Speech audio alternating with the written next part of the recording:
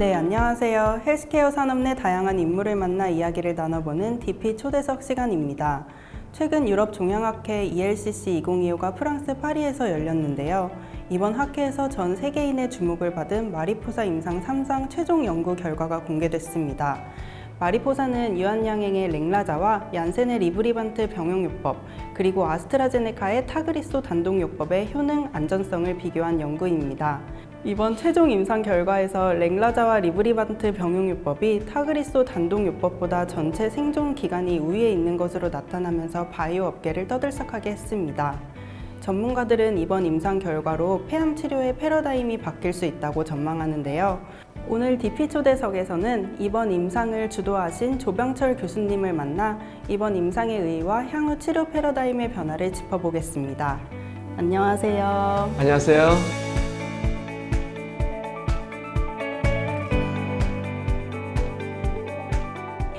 이번 학회에서 공개된 마리포사 임상 연구 결과에 대해 설명 부탁드립니다. 예, 이번 ELCC 유럽 폐암학회에서 굉장히 중요한 연구 결과가 발표됐죠.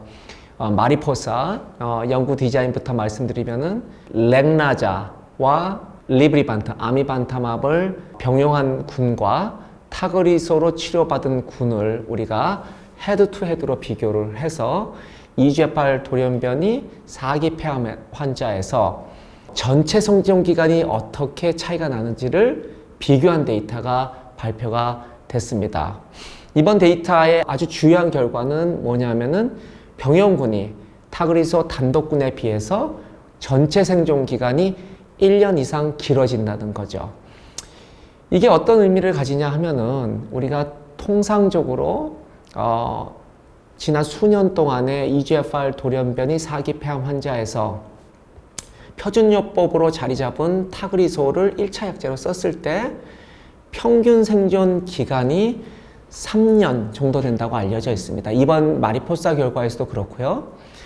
이 3년 정도 사는 환자들의 평균 생존 기간이 1년 이상 길어진다는 거니까 약 30% 이상의 생존 연장 효과가 있다. 굉장히 큰 의미가 있는 거죠.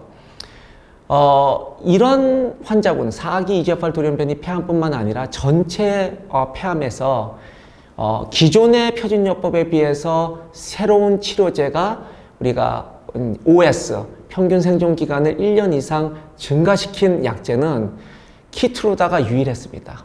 그래서 이 랭라자 리브리반트 병용요법이 폐암 역사상 두 번째로 기존의 치료제에 비해서 1년 이상의 median overall survival, 전체 생존 기간을 늘렸다는 면에서 굉장히 큰 의미가 있는 결과라고 받아들이고 있습니다. 네, 굉장히 의미가 있는 연구네요. 하지만 시장에서는 기존 3세대 TKI에 새로운 표적 치료제를 더하다 보니 부작용에 대한 우려도 적지 않습니다. 안전성 측면에서 이번 결과는 어떻게 해석하시나요? 또 실제 임상 현장에서 병용 치료를 받은 환자군에서 관찰된 특징이나 반응이 있었는지도 궁금합니다. 예, 우리가 어떤 치료제든지 간에 병용요법을 하게 되면 단독요법보다 부작용이 증가하지 않을 수는 없습니다. 다만 그 부작용의 빈도나 또 부작용의 중증도가 어떤지를 살펴봐야 될 필요성이 있습니다. 랭라자 리브리반트 병용요법에서 가장 흔하게 나타나는 부작용이 피부 발진, 그 다음에 손발톱 주위염, 우리가 잘 아는 리브리반트와 관련된 EGFR 억제에 의한 부작용이기 때문에 이런 부작용이 약 60에서 70% 정도 환자에서 나타나지만 대부분 경도 또는 1도, 2도 정도의 중증도를 가지고 있기 때문에 절대로 환자한테 생명의 위협을 느끼는 그런 부작용이 생기지 않는다는 게 대주목을 할 필요성이 있습니다. 또 하나는 이러한 피부 발진과 같은 EGFR 억제와 관련된 부작용은 우리가 임상의들이나 환자분들이 처음 겪는 부작용이 아니고요. 대장암에서 얼비툭스 같은 잘 알려진 항암제에서도 흔하게 나타나는 부작용이고 이전 세대 EGFR TKI인 1회사 타세바, 지오트립 같이 그동안에 20, 30년 동안에 임상에서 많이 사용했던 표적 치료제에서도 흔하게 보고되는 부작용이기 때문에 전혀 새로운 부작용이 아니라는 거죠. 두 번째는 이전에 우리가 일반 항암제와도 병용을 할 수 있겠지만 그런 일반 항암제를 병용했을 때는 우리가 백혈구 감소증, 폐혈증 같은 생명을 위협하는 부작용이 생길 수 있는 반면에 이 랭라자와 리브리반트 같은 병용요법은 그런 생명을 위협하는 중증의 부작용이 생기지 않는다는 것이 중요한 포인트라고 할 수 있겠습니다. 또 하나 이 랭라자 리브리반트의 병용요법에서 보고되는 부작용이 우리가 정맥혈전과 관련된 부작용인데요. 이 정맥혈전과 관련된 부작용이 한 30% 정도에서 발견된다고 알려져 있습니다. 하지만 이런 정맥혈전과 관련된 부작용 또한 우리가 이 혈전 억제제를 초기에 4개월 동안 투여를 했을 때 굉장히 낮은 빈도로 발생한다는 것이 최근의 연구 결과이기 때문에 그렇게 우려할 만한 부작용은 아니다 이렇게 말씀드릴 수 있겠습니다.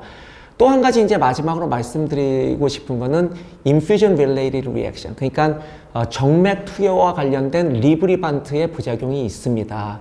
이 부작용이 한 60% 정도의 환자에서 생기지만은 이 또한 이제 조만간 상용화될 우리가 피하 리브리반트를 통해서 10% 미만대로 우리가 줄일 수 있기 때문에 이 병용요법이 이 부작용 면에서 크게 우려할 만한 사항은 없다 이렇게 말씀드릴 수 있겠습니다. 네, 이번 학회에서 랭라자 리브리반트 병용요법의 주요 이상 반응인 피부 발진이나 손발톱 주위염 등에 대한 해결책을 제시할 수 있는 코쿤 연구도 공개됐다고 하는데요. 어떤 연구인가요? 예, 코쿤 연구는 이 랭라자 리브리반트 병용요법에서 흔하게 발생하는 피부 발진, 손발톱 주위염 이런 부작용들을 어떻게 우리 임상의들이 환자들한테 적게 나타나기 위해서 또는 잘 매니지하기 위해서 어떻게 우리가 치료를 해야 되는지에 대한 궁금증을 가지고 그 해법을 제시하는 연구라고 생각하시면 될 것 같습니다. 이 또한 글로벌 연구였고 전 세계의 많은 병원에서 다국가 연구로 진행이 됐습니다. 랭라자 리브리반트를 투여받는 군을 두 군으로 나눠서 첫 번째 군은 우리가 코쿤 레지멘이라고 피부 발진, 손발톱 주위염, 그 다음에 두피 발진 같은 리브리반트와 관련된 부작용을 줄일 수 있는 몇 가지 우리가 요법들을 아주 적극적으로 사용한 군이 한 군이 있고 다른 군은 그냥 통상적인 방법으로 우리가 이런 피부 발진과 손발톱 주위염을 매니지하는 군으로 나눴을 때 연구 결과는 코쿤 레지멘으로 이러한 피부 발진과 손발톱 주위염, 두피 발진을 우리가 조절을 했을 때 많게는 절반 이상의 환자에서 이 피부 발진의 빈도나 그 다음에 중증도가 낮아졌다는 그런 결과를 제시할 수 있었습니다. 그러면 코쿤 레지멘이 과연 무엇이냐? 절대 어려운 레지멘이 아니라는 걸 말씀드립니다. 아까도 제가 말씀드렸듯이 이 피부 발진, 두피 발진, 손발톱 주위염은 우리가 EGFR 돌연변이 폐암 환자들한테 타그리소가 나오기 전에 1세대나 2세대 EGFR 표적 치료제에서도 흔하게 나타나는 부작용이었고 그거를 우리가 매니지하기 위해서 임상 현장에서 흔하게 쓰는 우리가 경구용 항생제 또는 피부 로션 같은 것들을 사용하는 건데 이러한 경구용 항생제나 피부 로션 같은 거는 매우 싸고 쉽게 구할 수 있고 그 다음에 편하게 바를 수 있고 편하게 사용할 수 있는 거죠. 이런 레지멘들을 우리가 사용했을 때 절반 이상으로 우리가 이런 피부 발진과 리브리반트와 관련된 기타 여러 가지 부작용들을 줄일 수 있었다는 결과를 제시할 수 있기 때문에 코쿤 레지멘은 마리포사 레지멘이 좀 더 쉽게 환자들한테 다가갈 수 있게 만드는 이제 연구였다 이렇게 말씀드릴 수 있겠습니다. 네, 중요한 연구 결과였네요. 앞으로 EGFR 변이 비소세포 폐암 1차 치료제 처방 트렌드가 어떻게 변할 거라고 보시나요? 예, 뭐 이제 전체 생존 기간에 대한 이제 마리포사 연구 결과가 나오면서 제 바람과 제 예상은 이 마리포사 레지멘이 우리 NCCN 가이드라인뿐만 아니라 각 나라의 폐암 EGFR 돌연변이 폐암 1차 치료제의 가이드라인의 preferred regimen, 그러니까 우선순위가 되는 선호되는 레지멘으로 등극할 거다 이렇게 예상을 하고 있고요.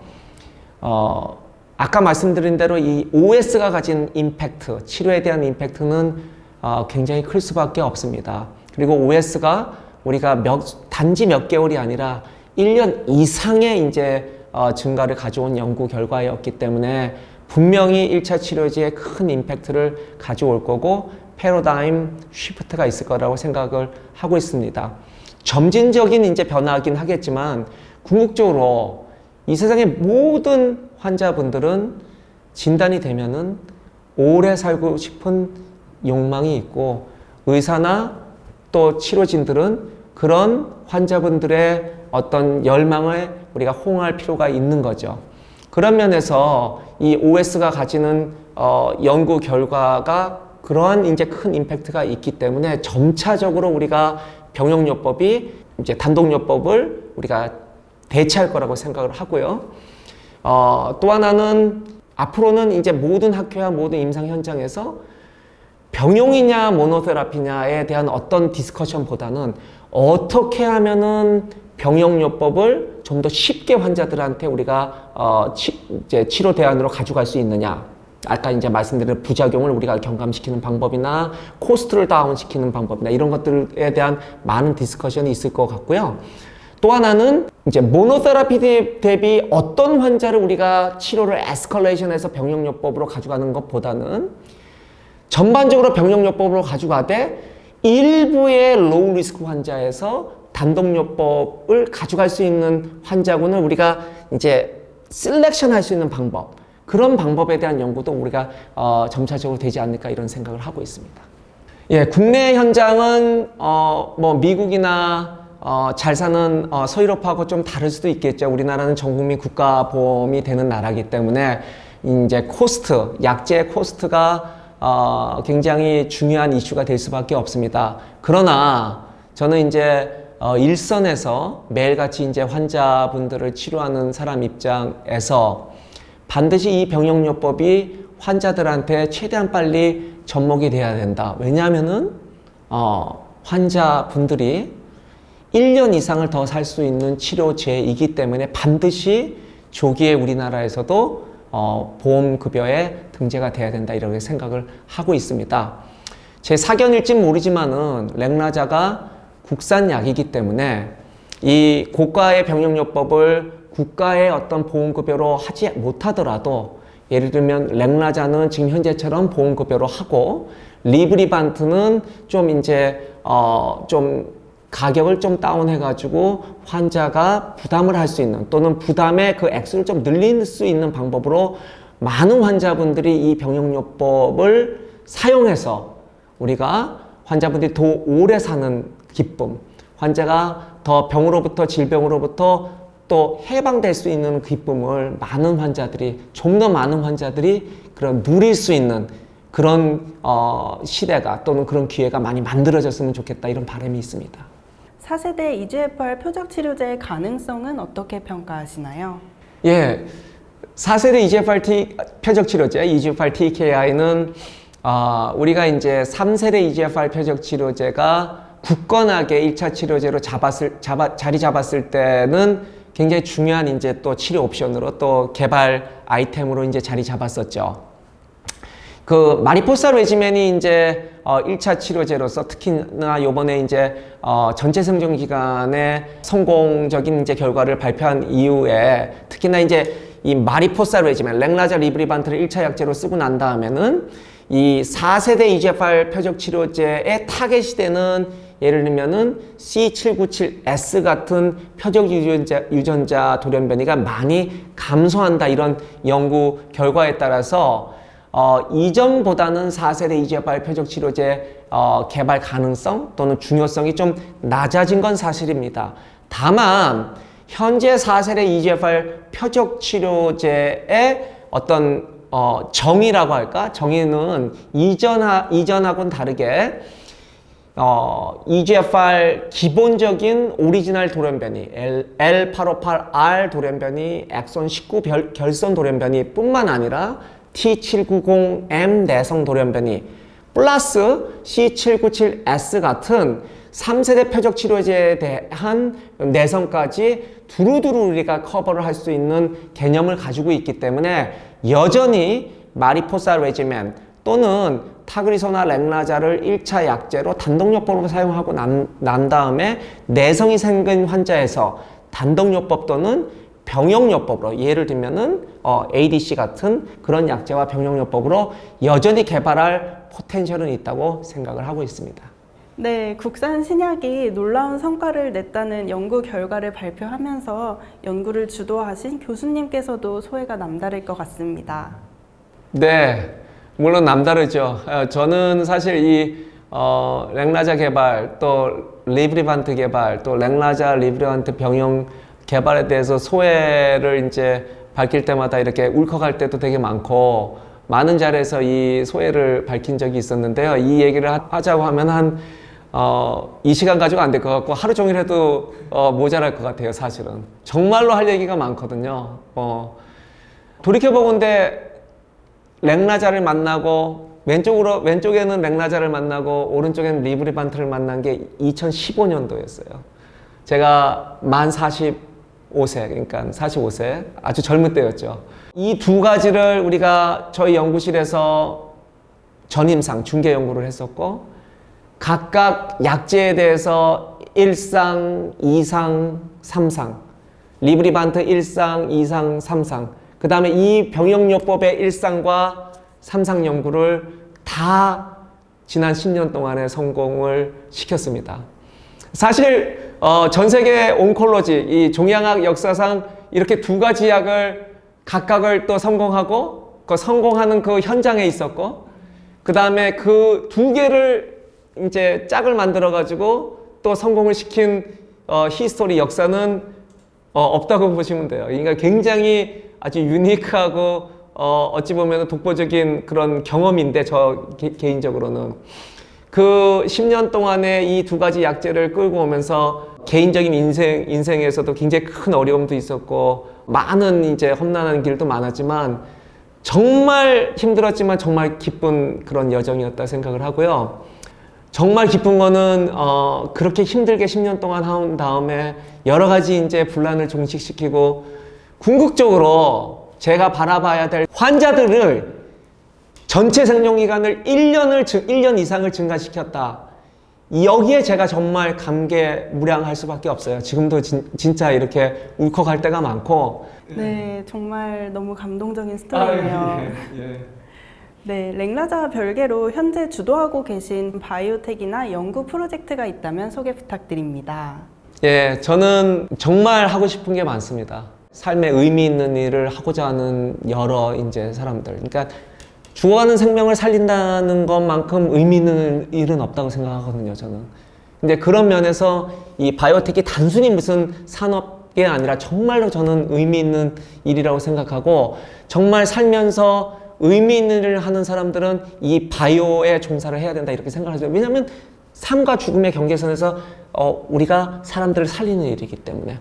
그러면서 저는 지금 하고 있는 일들 중에서 이 암 환자들한테 세포 치료제, 또 항체 치료제, 그다음에 유전자 치료제, 그다음에 뭐 T셀 인게이저, ADC 다양한 모델리티의 약제를 개발해 가지고 성공시켜서 FDA 승인 받고 이런 약제들을 통해서 지금 제가 경험하고 있는 이 기쁨은 사실 저의 기쁨만은 아니겠죠. 지금 이 세상에 폐암으로 또는 고형암으로 암으로 고통받는 많은 환자 보호자분들이 겪는 그 고통을 우리가 이겨낼 수 있게끔 만드는 그런 약제를 정말 평생 개발하고 싶고 그런 면에서 정말 즐겁게 일을 하고 있습니다. 네, 이번 사례처럼 앞으로도 국내 바이오 기업이 글로벌 무대에서 의미 있는 연구 결과를 더 많이 만들어냈으면 좋겠습니다. 오늘 말씀 감사합니다. 감사합니다. 지금까지 DP 초대석이었습니다.